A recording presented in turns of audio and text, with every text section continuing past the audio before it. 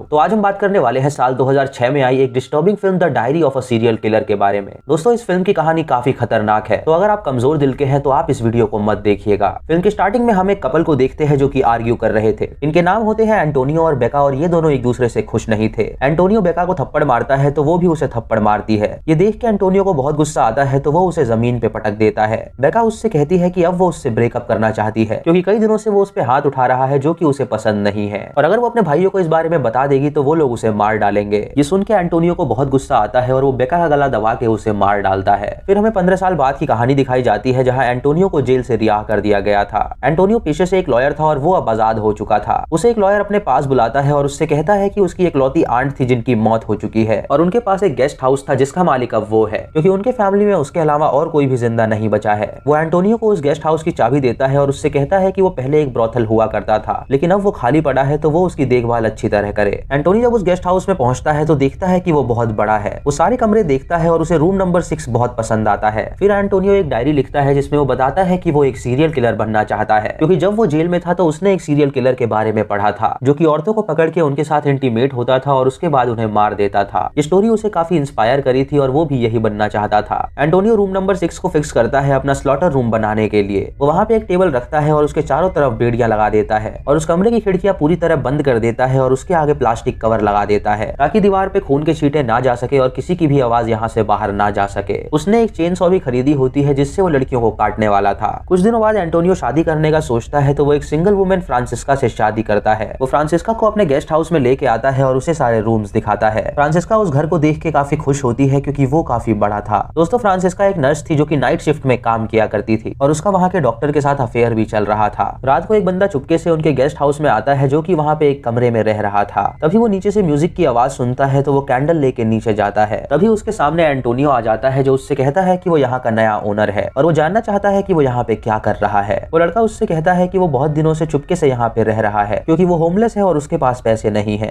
Antonio उसे अपने room में ले जाता है और उसे खाना खिलाता है। वो उसकी एक तस्वीर लेता है ताकि वो उसे अपनी डायरी में लगा सके क्योंकि वो लड़का उसका पहला विक्टिम था। तभी उस लड़के को अजीब सा फील होने लगता है और वो जमीन पे गिर के मर जाता है क्योंकि एंटोनियो ने उसके खाने में जहर मिला रखा था। उसके बाद एंटोनियो उसे घसीट के एक रूम में ले जाता है और उसकी छानबीन करता है। उसकी जेब में उसे एक एरोप्लेन की टिकट मिलती है जिसे वो अपने पास रख लेता है। अगली सुबह फ्रांसिस्का जब अपनी जॉब से आती है तो वो एंटोनियो को सोफा पे ही सोता हुआ देखती है। वो उसे उठाती है और उससे पूछती है कि वो यहाँ पे क्यों सोया है। तो एंटोनियो उससे कहता है कि वो उसका इंतजार कर रहा था। रात को एंटोनियो जब अपनी बैल्कनी में होता है तो वहाँ से उसे एक प्रोस्टिट्यूट गुजरती दिखाई देती है। वो उसे आवाज लगाता है और उससे कहता है कि उसे उसकी सर्विस चाहिए। तो वो लड़की राजी हो जाती है और उसके साथ उसके घर में आती है। एंटोनियो उसे खाना खिलाता है जहाँ वो लड़की उसे बताती है कि वो इस बिल्डिंग को अच्छी तरह जानती है क्योंकि पहले ये ब्रोथल हुआ करता था और यहाँ पे वो काम कर चुकी है। एंटोनियो उससे कहता है कि वो उसे बांध के उसके साथ इंटीमेट होना चाहता है, तो वो लड़की ऐसा करने का इजाजत उसे दे देती है। फिर एंटोनियो उसे अपने रूम में ले जाता है और उसे अपनी फैमिली फोटोज दिखाता है। वो लड़की उससे पूछती है कि आखिर वो उसे अपनी फैमिली फोटोज क्यों दिखा रहा है। तो एंटोनियो उससे कहता है कि उसे ऐसा ही करना पसंद है। उसके बाद एंटोनियो उसे रूम नंबर 6 में ले जाता है और उस रूम को देख के वो लड़की काफी डर जाती है। वो उससे पूछती है कि आखिर उसने इस रूम में प्लास्टिक क्यों बिछा रखा है। तो एंटोनियो उससे कहता है कि ये उसका फेवरेट रूम है और वो यहाँ पे गंदगी नहीं चाहता। वो लड़की वहाँ से जाना चाहती है तो एंटोनियो उसे एक ऑफर देता है। वो उससे कहता है कि अगर वो उसकी बात मानेगी तो वो इस गेस्ट हाउस में फ्री में रह सकती है। ये सुन के वो लड़की उसकी बात मान लेती है और टेबल पे चढ़ जाती है। उसके बाद एंटोनियो उसके हाथ और पैर बांध देता है और फिर वो उसकी तस्वीर लेता है। वो लड़की उससे कहती है कि अब वो उसके साथ क्या करेगा। तो एंटोनियो बिना कुछ कहे बाहर चला जाता है और सिगरेट पीता है। अगली सुबह जब उसकी आंखें खुलती हैं तो वो उस रूम में जाता है जहाँ वो देखता है कि वो लड़की सो रही है और तभी वो उसके पास आके उसके साथ इंटीमेट होता है। वो लड़की जोर से चिल्लाती है और उससे कहती है कि वो पूरी रात यहाँ पे ठंड में ठिठुरती रही और अब वो उसके पास आया है उसके साथ इंटीमेट होने के लिए। एंटोनियो उसे कोई जवाब नहीं देता और उसकी तस्वीर लेके वहाँ से चला जाता है। जब फ्रांसिस्का अपनी जॉब से वापस आती है तो उसे रूम नंबर 6 से कुछ आवाज आती है। जब वो दरवाजा खोलने के लिए जाती है तो एंटोनियो उसे रोक देता है और उससे कहता है कि अंदर कुछ भी नहीं है तो वो यहाँ से चले। रात को एंटोनियो वापस उस लड़की के पास जाता है और उसे देख के हंसने लगता है। वो लड़की उसके सामने गिड़गिड़ाती है और उससे कहती है कि वो उसे यहाँ से जाने दे, लेकिन एंटोनियो उसकी एक नहीं सुनता और उससे कहता है कि वो उसकी मदद कर रहा है। वो इतनी सारी प्रॉब्लम्स से घिरी हुई है और वो उसे जान से मार के उसकी प्रॉब्लम्स को खत्म कर देगा। वो लड़की उससे कहती है कि उसे प्यास लगी है तो क्या वो उसे पानी पिला सकता है। तो एंटोनियो उसे एक बोतल दिखाता है और उसे अपना मुंह खोलने के लिए कहता है। जब वो लड़की मुंह खोलती है तो एंटोनियो उस बोतल का लिक्विड उसके मुंह में गिराता है और तभी वो लड़की नोटिस करती है कि वो पानी नहीं बल्कि उसका पेशाब है। ये जान के वो लड़की जोर से चिल्लाती है और बहुत रोती है। अगली रात एंटोनियो फिर उसके साथ इंटीमेट होता है और अब वो लड़की मरने वाली थी। एंटोनियो उसकी तस्वीर खींचता है और अपनी चेन सॉ उठाता है है। वो लड़की उससे कहती है कि वो उसके साथ क्या करने वाला है, तो एंटोनियो उसे बताता है कि वो उसे मुक्ति देने वाला है। एंटोनियो उस लड़की का टांग काट देता है और उसके छोटे छोटे टुकड़े करने लगता है। फिर वो अपनी डायरी में उस लड़की के टॉर्चर के बारे में लिखता है। वो लिखता है कि उसने उसके शरीर के 14 टुकड़े किए और उन्हें 10 बैग्स में डाल दिया और उन 10 बैग्स को वो अलग अलग जगह पे गाड़ने गया, जिससे कि किसी को भी कोई भी सबूत ना मिल पाए। अगली सुबह फ्रांसिस्का जब अपनी जॉब से वापस आती है तो वो एंटोनियो से पूछती है कि वो उसके लिए क्या बना रहा है। एंटोनियो उससे कहता है कि वो उसके लिए मीट बना रहा है और जब फ्रांसिस्का उसे खाती है तो वो उसके डिश की तारीफ करती है। दोस्तों, एंटोनियो अपनी डायरी में ये भी लिखता है कि वो अपने विक्टिम्स का मांस अपनी बीवी को खिलाता है। यानी दोस्तों, फ्रांसिस्का जो मांस खा रही थी वो उसके विक्टिम का था। रात को एंटोनियो एक प्रोस्टिट्यूट को देखता है जो कि उसके दरवाजे के बाहर बैठी हुई थी और उसकी तबीयत काफी खराब थी। एंटोनियो उससे कहता है कि वो उसे बुक करना चाहता है तो वो अंदर आ जाए और जब वो लड़की अंदर आती है तो वो सोफा पे ही सो जाती है क्योंकि उसे बहुत जोर की नींद आ रही थी। एंटोनियो उसकी फोटोज लेता है अपनी डायरी में लगाने के लिए। इधर फ्रांसिस्का डॉक्टर से उसकी बीवी के बारे में पूछती है तो डॉक्टर उससे कहता है कि वो उससे उसकी बीवी के बारे में सवाल ना पूछा करे क्योंकि उसे पसंद नहीं कि उसकी रखैल उसकी बीवी के बारे में पूछे। ये सुन के फ्रांसिस्का को बहुत बुरा लगता है और वो डॉक्टर से कहती है कि सभी मर्द एक जैसे होते हैं। इधर उस प्रोस्टिट्यूट की जब आंखें खुलती है तो वो एक म्यूजिक सुनती है और जब वो उसके पीछे जाती है तो वो रूम नंबर 6 के अंदर पहुंचती है जहाँ पे वो एंटोनियो को देखती है जो कि टेबल तैयार कर रहा था। उस रूम को देख के वो बहुत डर जाती है और वो एंटोनियो से पूछती है कि वो यहाँ पे क्या करना चाहता है। एंटोनियो उससे कहता है कि वो एक सेडिस्ट है और वो उसके साथ इंटीमेट होगा और उसके बाद उसकी बॉडी के छोटे छोटे टुकड़े कर देगा। ये सुन के वो लड़की बहुत डर जाती है और वहां से भागने लगती है, लेकिन तभी वो देखती है कि दरवाजा पूरी तरह बंद है और वहां पे उसकी सुनने वाला कोई भी नहीं है। तभी एंटोनियो उसके पास आता है और उसे उठा के रूम नंबर 6 में ले जाता है।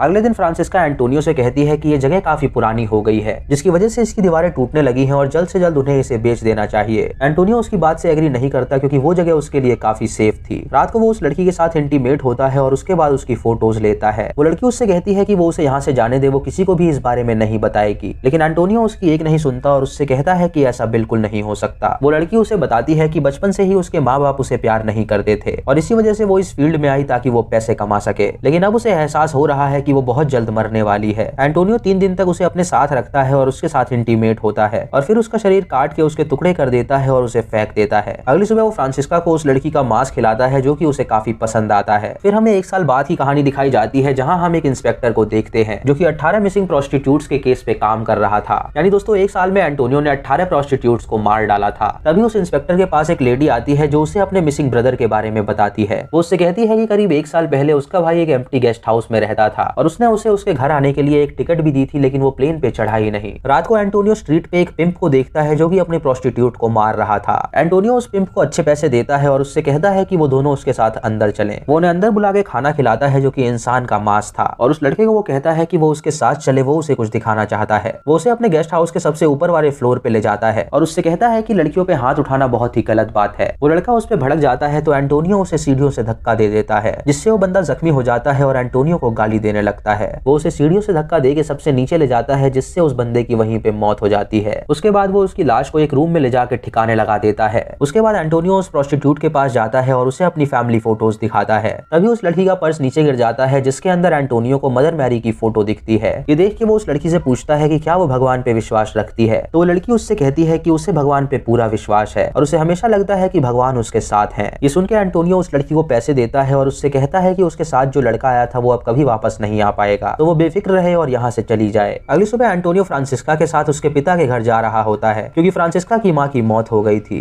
इधर पुलिस को वही लड़की मिलती है जिसे किसी ने बुरी तरह मार दिया था। वो लड़की एक ही बात दोहरा रही थी कि उसका दोस्त गेस्ट हाउस में ही है। ये सुन के पुलिस छानबीन करने लगती है। अगली सुबह एंटोनियो जब उठता है तो वो फ्रांसिस्का के पिता को देखता है जो कि उसके सामने ही आत्महत्या कर लेता है। कुछ दिनों बाद जब फ्रांसिस्का और एंटोनियो अपने घर आते हैं तो वो अपने गेस्ट हाउस के बाहर 2 पुलिस वालों को खड़ा देखते हैं। वो पुलिस वाला एंटोनियो को जानता था क्योंकि पहली बार उसी ने उसे गिरफ्तार किया था। वो एंटोनियो से कहता है कि वो कुछ मिसिंग प्रोस्टिट्यूट्स के केस पे काम कर रहा है और उसे शक है कि उसी ने उन्हें मारा है क्योंकि हाल ही में एक औरत उनके पास आई थी जिसका भाई डिसअपीयर हो गया था और उसका कहना है कि वो इसी गेस्ट हाउस में रुका हुआ था। वो एंटोनियो से कहते हैं कि वो उसके घर की तलाशी ले रहे हैं, तो एंटोनियो उन्हें रोक देता है और उनसे कहता है कि वो सर्च वारंट के बिना उन्हें छानबीन करने नहीं दे सकता। ये सुनकर इंस्पेक्टर उससे कहता है कि वो अगली सुबह तक सर्च वारंट ले आएगा। एंटोनियो सतर्क हो जाता है और अपने सारे सबूत मिटाने लगता है और अगली सुबह इंस्पेक्टर सर्च वारंट लेके उसके घर पे आता है। जब वो लोग वहाँ की तलाशी लेते हैं तो उन्हें वहाँ पे कुछ भी नहीं मिलता, लेकिन एंटोनियो ने सबूत मिटाने में एक गलती कर दी थी। वो उस बंदे का टिकट टेबल पे ही रख के भूल गया था और जब पुलिस को वो मिलता है तो वो एंटोनियो को गिरफ्तार कर लेते हैं। जेल में फ्रांसिस्का एंटोनियो से मिलने आती है और वो उससे कहती है कि उसे डिवोर्स चाहिए। फ्रांसिस्को उससे कहता है कि उसे उसका एक काम करना होगा। पुलिस को उसकी डायरी भी मिल गई है जिसमें उसके क्राइम विक्टिम्स लिखे हुए हैं और एक पब्लिशर है जो उसकी कहानी छापना चाहता है और वो उसे ढेर सारे पैसे दे रहा है। वो उस घर को बेच दे और जितने पैसे बचेंगे वो उसे दे दे और जब वो जेल से बाहर आएगा तो वो उसे डाइवोर्स दे देगा। फ्रांसिस्का यही करती है और उस घर को बेच देती है। फिर हमें 3 साल बाद की कहानी दिखाई जाती है जहाँ उस ऑफिसर के पास एक पार्सल आता है जो कि एंटोनियो ने उसे भेजा था। जब ऑफिसर उसे खोलता है तो उसके अंदर एक डायरी होती है जिसके अंदर लिखा होता है कि एंटोनियो की दूसरी डायरी है जिसके अंदर उसने अपने और भी विक्टिम्स के बारे में लिखा हुआ है और ये डायरी उसने कई सारे पब्लिशिंग हाउसेस को भेज दी है जिसकी वजह से वो अब फेमस सीरियल किलर बनने वाला है। फिर हम एंटोनियो को देखते हैं जो कि अब फ्री हो चुका था क्योंकि वो एक लॉयर था और वो लॉ को अच्छी तरह जानता था। उसने साइकाइट्रिक वार्ड में साबित कर दिया था कि वो पागल है जिसकी वजह से उसे छोड़ दिया गया था। एंटोनियो एक नदी किनारे जाता है जहाँ फ्रांसिस्का उससे मिलने आती है। फ्रांसिस्का उसे आधे पैसे देती है जो भी उस घर को बेच के मिला था और उसके बाद एंटोनियो डिवोर्स पेपर पे साइन कर देता है। फ्रांसिस्का उससे पूछती है कि उसे एक बात समझ में नहीं आई कि वो भी एक औरत थी तो उसने उसे टॉर्चर करके जान से क्यों नहीं मारा। तो एंटोनियो उससे कहता है कि वो उसकी फैमिली है और वो कभी भी अपनी फैमिली को नुकसान नहीं पहुंचा सकता। वो उससे ये भी कहता है कि अब उनका डाइवोर्स हो चुका है तो वो सतर्क रहे क्योंकि इस वर्ल्ड में बहुत ही खतरनाक लोग घूम रहे हैं जो उसके साथ कुछ भी कर सकते हैं। ये कह के वो उसे एक क्रीपी स्माइल देता है और इसी के साथ ये मूवी यहीं पे खत्म हो जाती है। तो दोस्तों ये थी इस फिल्म की कहानी जो कि काफी खतरनाक थी। अगर आपको वीडियो पसंद आई हो तो आप हमें कॉमेंट सेक्शन में जरूर बताएं। आप यस और नो में जवाब दें।